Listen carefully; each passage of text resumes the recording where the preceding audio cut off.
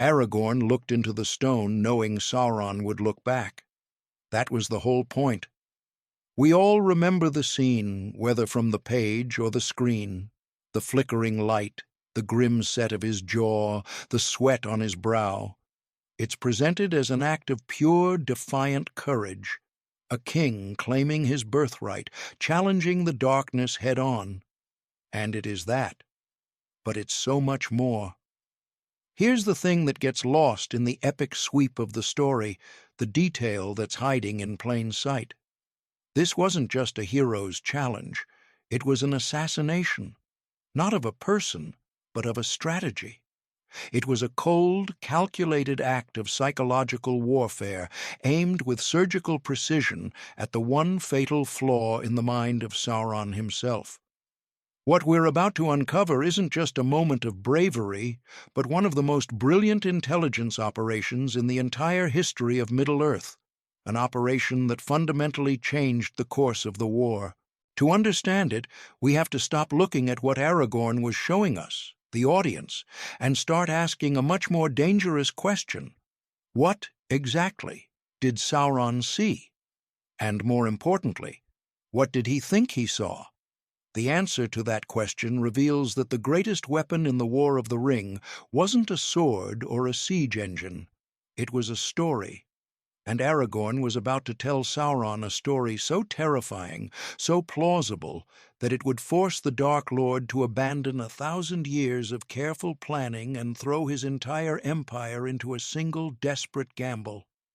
How do you defeat an enemy who believes he is all-seeing and all-knowing? You show him one thing, one single terrifying thing that makes him question everything he knows to be true. To grasp the sheer audacity of Aragorn's move, we have to first understand the board on which this chess match was played. The Palantír, the seeing stones, were not evil. They were tools, artifacts of a lost and greater age, created in the Undying Lands by the Elves and brought to Middle-earth by the founders of Gondor and Arnor. There were 7 of them, placed in strategic locations, and they functioned like a closed-circuit, high-security communications network. They were instruments of statecraft, of unity, of knowledge, but like any technology, their use depended entirely on the user. For centuries, Sauron had held the Ithil Stone, captured when Minas Ithil fell and became Minas Morgul. From his dark tower he had patiently, methodically, turned this network to his own purpose. He used it to whisper poison into the ear of Denethor, the steward of Gondor, showing him visions of Mordor's overwhelming strength, slowly grinding away his hope until only despair and madness remained. He used it to ensnare Saruman the White, the wisest of the Istari, seducing him with the promise of knowledge and power, twisting his pride until the head of the White Council became a vassal, a puppet dancing on strings he couldn't even see. Sauron had come to view the Palantir network as his own private domain. He was the master of the frequency, the administrator of the system. Anyone else who dared to use a stone was, to him, either a fool to be broken, like Denethor, or a rival to be dominated, like Saruman. He had no concept of a third option. This is the world Aragorn steps into. The war is at a tipping point. Rohan has triumphed at Helm's Deep, but that was merely a single battle. The main event, the full weight of Mordor's might, is about to fall upon the White City of Minas Tirith. Sauron has the initiative. He controls the tempo of the war. His armies are vast, his resources seemingly limitless, and his plans have been laid for centuries. He is a being of immense intellect, a Maya of Aule the Smith, a creature of order, logic, and meticulous design. He does not take uncalculated risks. He moves his pieces only when the outcome is a statistical certainty, and from his perspective, the certainty of victory was absolute. So, when a new player suddenly appears on his private network, his first assumption isn't fear, it's arrogance. He sees not a threat, but an insect to be crushed. He believes he is looking at just another mortal, another proud man who has stumbled upon a power he cannot possibly comprehend. He prepares to do to this newcomer what he did to Denethor and Saruman, to break his will, shatter his mind, and turn him into another pawn. But Aragorn is not Denethor. He is not Saruman. He has been trained for this moment his entire life, mentored by Elrond, guided by Gandalf. He understands the nature of the enemy in a way few others do.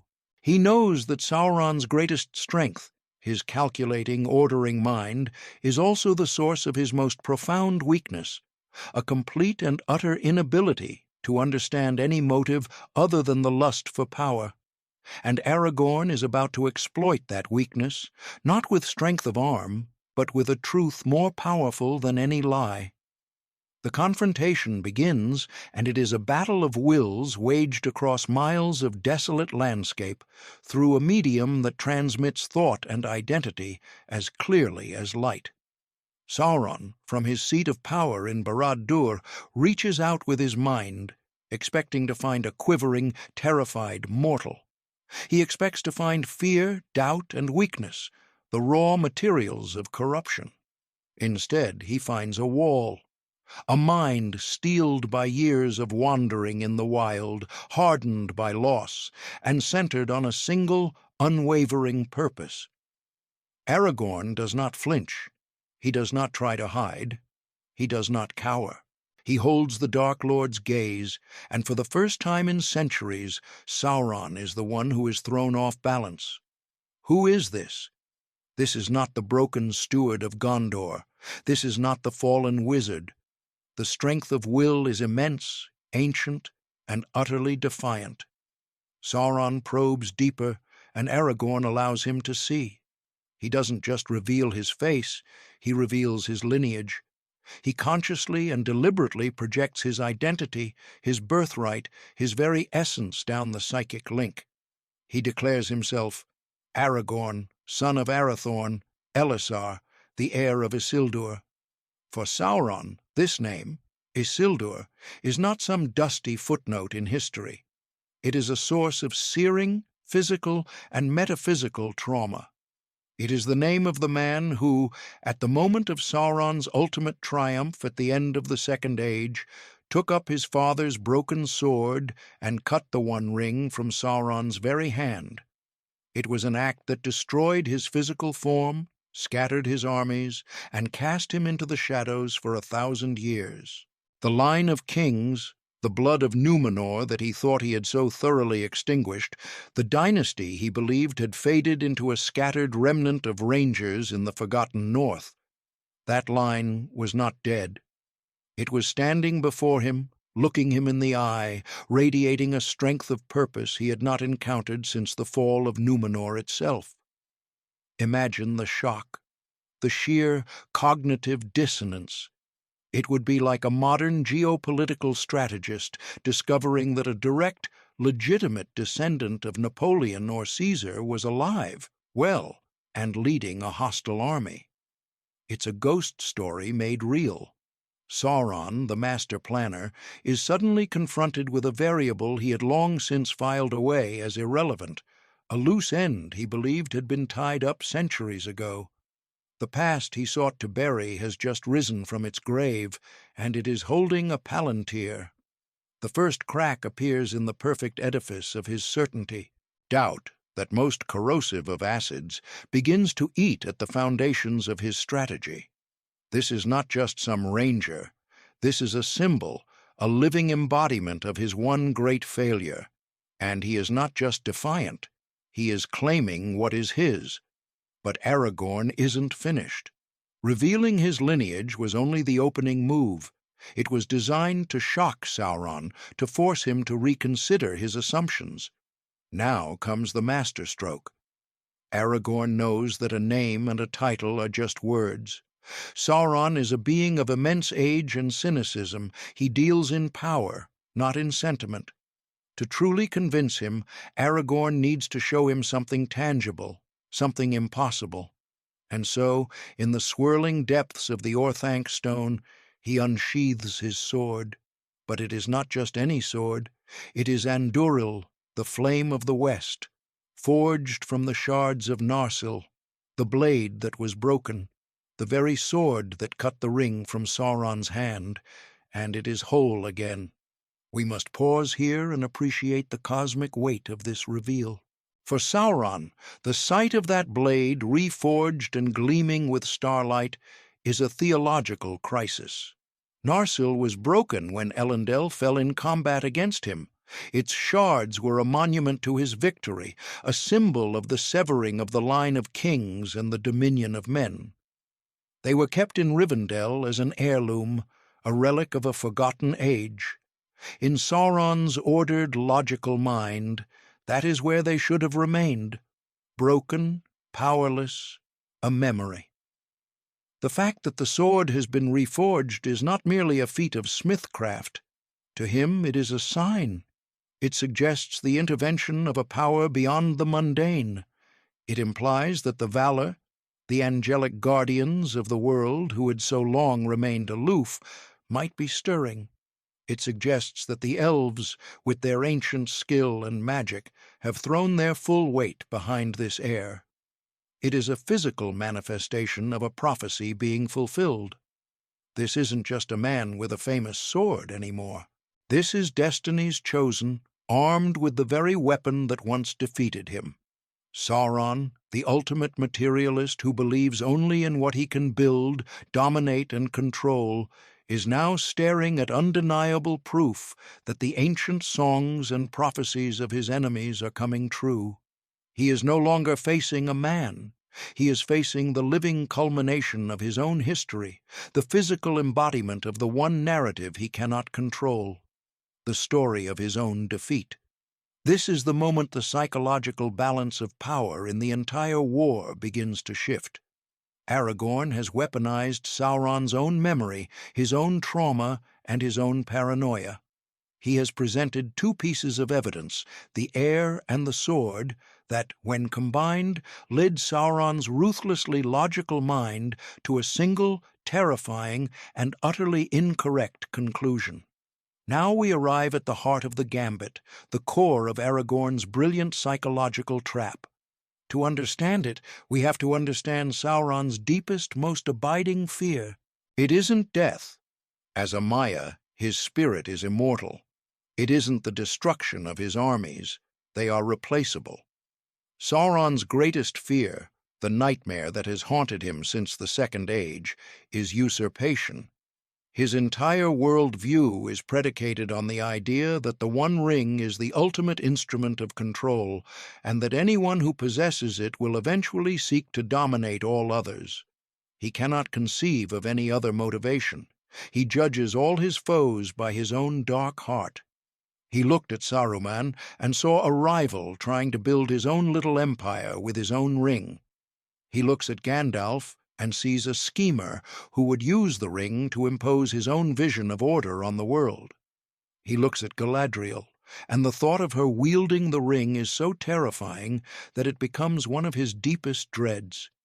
He believes, with absolute certainty, that one of his powerful enemies will find the ring, claim it, and challenge him for dominion over Middle-earth. This paranoia is the central operating principle of his entire strategy. He doesn't believe for a second that anyone would try to destroy it. The thought is so alien to his nature, so contrary to the very essence of power as he understands it, that it literally does not compute. To him, the quest to destroy the ring is a fool's errand, a cover story for a power grab. He believes the Fellowship was a conspiracy to deliver the ring to one of the great lords of the West, Saruman, Denethor, Elrond, or Galadriel. So now, put yourself in his place. You are Sauron. You are sitting in your dark tower, convinced that one of your enemies is preparing to use your own ultimate weapon against you. And then this happens. A man appears in your private communication network. He possesses a will of iron, unlike anyone you have faced in this age. He declares himself the heir of the king who was instrumental in your first great defeat. He holds the reforged sword that physically unmanned you. He is openly, defiantly challenging you. What is the only possible conclusion your paranoid, power-obsessed mind can draw from these facts? It is simple, it is logical, and it is completely wrong. Sauron concludes that Aragorn has the One Ring. He must. How else could he have such audacity? How else could he have the power to command the Palantir and challenge the Lord of the Earth? The reforged sword, the returned king, it all clicks into place in Sauron's mind. It's the only explanation that makes sense within his twisted frame of reference. This isn't just some ranger. This is the new Ring Lord, and he has just announced his presence. This miscalculation, born of Aragorn's masterfully crafted deception, is the turning point of the entire war. Sauron's reaction is not one of fear, but of urgency. He has been outmaneuvered. The ring is not with Gandalf or Galadriel, as he might have suspected. It is, he now believes, in the hands of this heir of Isildur. And if that is the case, then his entire timetable has been thrown into chaos. Sauron knows the ring. He knows that it takes time for a new master to learn its ways, to bend it to their will.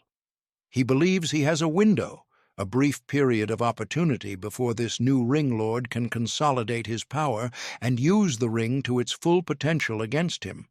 He must strike now. He must strike hard. He must crush this challenger before he becomes too powerful to defeat. Everything that happens next is a direct result of this single, flawed conclusion. Sauron panics. It is a cold, calculated panic, but it is panic nonetheless. He had planned to build his forces for longer, to let the Nazgul's campaign of terror further demoralize Gondor, to move his pieces with his customary, unhurried precision. But now he can't wait. He empties Mordor. He unleashes his armies on Minas Tirith with a speed and ferocity that is almost reckless. He throws the Witch King into the fray. He commits his entire eastern army to a single, overwhelming assault. Why? Because he believes the ring is inside that city. He believes he is laying siege, not just to the last bastion of men, but to the new Lord of the Rings himself. Aragorn's gambit has forced Sauron to overplay his hand. He has goaded the Dark Lord into committing all of his forces to one location, fixating his all-seeing eye on a single point on the map. And in doing so, he has created the one thing the Fellowship desperately needed: a diversion, a grand, world-shaking diversion. Sauron's gaze is now locked on Aragorn and Minas Tirith. He is so consumed with the threat of this new, imagined Ring Lord that he stops paying attention to the two insignificant little hobbits, the real ring-bearers, who are slowly, painfully making their way across the poisoned plains of his own kingdom. He has been tricked into looking in the wrong direction. Aragorn, by showing him a terrifying fiction, has made the impossible truth invisible. He has created a blind spot in the eye of Sauron, and into that blind spot walks Frodo Baggins, carrying the fate of the world. The battle for Minas Tirith, for all its heroism and horror, is, in strategic terms, a feint. The real war is being won in the shadows, under the very nose of an enemy who has been masterfully deceived into staring at a phantom. The sheer brilliance of this plan is breathtaking. Aragorn did not need to defeat Sauron in the Palantir. He didn't need to break his will or overwhelm him with his own power. He only needed to plant a single seed of doubt and let Sauron's own paranoid nature do the rest of the work. He won the exchange not by showing Sauron his strength, but by showing Sauron a perfect reflection of his own deepest fears and obsessions. He held up a mirror, and Sauron, unable to comprehend a world not driven by the lust for power, saw his own nightmare staring back at him. This is where the story pivots from a tale of military strategy to a profound meditation on the nature of power itself. The confrontation in the stone is a clash of two fundamentally opposed philosophies. Sauron represents power as domination. It is external, coercive, and absolute. It seeks to order the world by force, to bend all wills to a single design, to eliminate chance, freedom, and dissent. His symbol is the lidless eye, which sees all and judges all, and his instrument is the ring, which binds all. He believes this is the only form of strength that matters. But Aragorn represents something else entirely. His is a power that comes from within. It is the strength of stewardship, not ownership. It is built on loyalty, sacrifice, and the acceptance of a burden. He doesn't seek to command the wills of others, but to inspire them. He doesn't seek a crown for its own sake, but accepts it as a duty.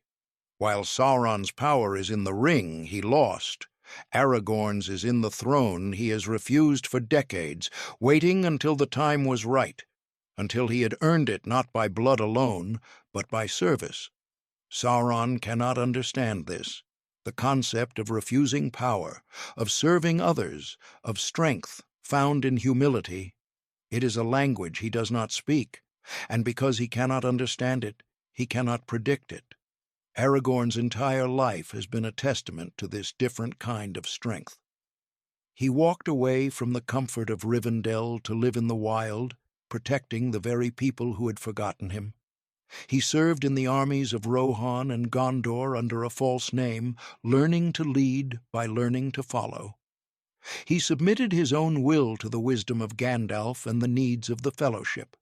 His power was forged in obscurity, tempered by patience, and aimed at preservation, not conquest. So when he finally takes the stone, he is not just wielding his own will, he is wielding the cumulative weight of that philosophy, and it proves to be a weapon that Sauron has no defense against. The Dark Lord, for all his might, is a brittle thing. His power is rigid, monolithic. Aragorn's is flexible, resilient, rooted in the messy, unpredictable soil of love and loyalty. And in that quiet, desperate moment, resilience proved stronger than rigidity. And so we must reevaluate our image of the hero. We are drawn to the spectacle. Aragorn at the Black Gate, sword in hand, charging against impossible odds. It is a magnificent image of courage. But perhaps the truer, more difficult moment of heroism occurred before that. It happened in silence, in a dark room in the Hornburg, with only a few trusted friends as witnesses. It was a battle fought not with steel, but with character. It was here, in this quiet confrontation, that the war was truly turned. The overlooked hero of this story is not some forgotten character, but Aragorn himself in this specific, unglamorous context. We celebrate the warrior king, but we often forget the lonely strategist, the man who had the intellectual courage to wager the fate of the world on his understanding of his enemy's psychology. This brings the epic down to a profoundly human scale. Because we all face our own Saurons, we all confront forces that seem overwhelming, systems that seem all-powerful, and doubts that seem all-seeing. It could be a monolithic corporation, an oppressive ideology, or the quiet, gnawing despair in our own minds. And the temptation, the lesson we are so often taught, is that to fight immense power, we need to acquire immense power of our own. We believe we must become louder, stronger, more forceful. But Aragorn's story offers a different path. It suggests that the most effective weapon against a rigid, arrogant power is not brute force, but insight. It is the courage to understand your opponent's worldview so completely that you can use their own logic, their own fears, against them. It's about finding the blind spot. It's about recognizing that the greatest strength of your enemy is often the source of their greatest weakness. The bully's arrogance is a vulnerability.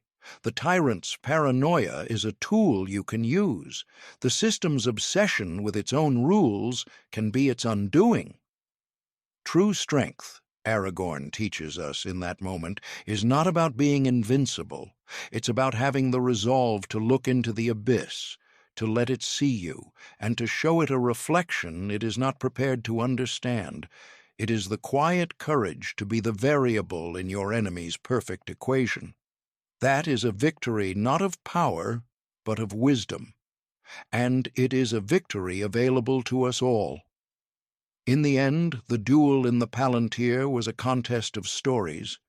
Sauron was telling a story of inevitable, crushing victory, a story of order and domination written in stone and steel.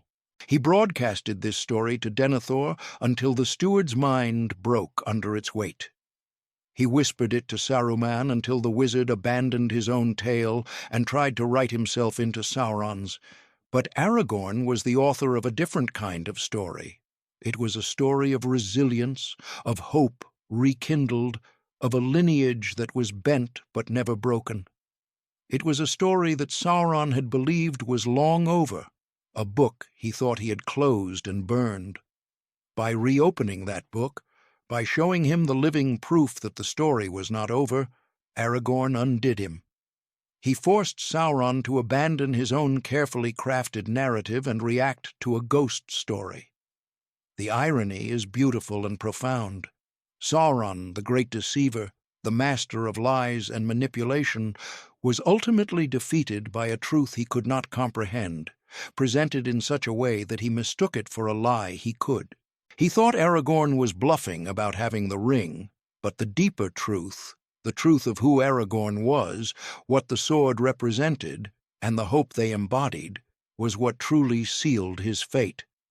He was so focused on the phantom of the ring that he missed the reality of the king. This is the quiet genius of Tolkien's work. The greatest battles are not always the loudest. The most important victories are often won not on the battlefield, but in the silent chambers of the heart and mind. The clash at the Pelennor fields, the charge of the Rohirrim, the stand at the Black Gate, all of these moments of epic heroism were made possible by this one quiet, desperate gamble in the dark. It was the intellectual and spiritual fulcrum upon which the physical fate of the world turned. Aragorn's courage was not in the challenge itself, but in the profound understanding that preceded it. So let's return to that image we started with. A man, alone, holding a dark, crystal sphere.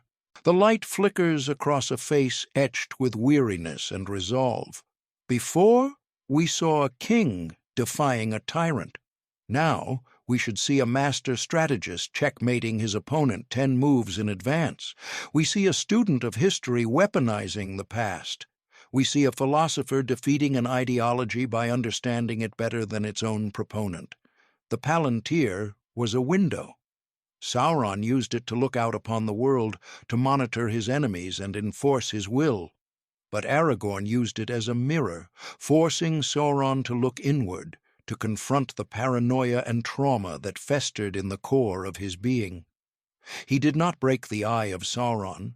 He simply tricked it into looking away, distracted by the ghost of its old failures, just long enough for 2 small hobbits to slip past its gaze.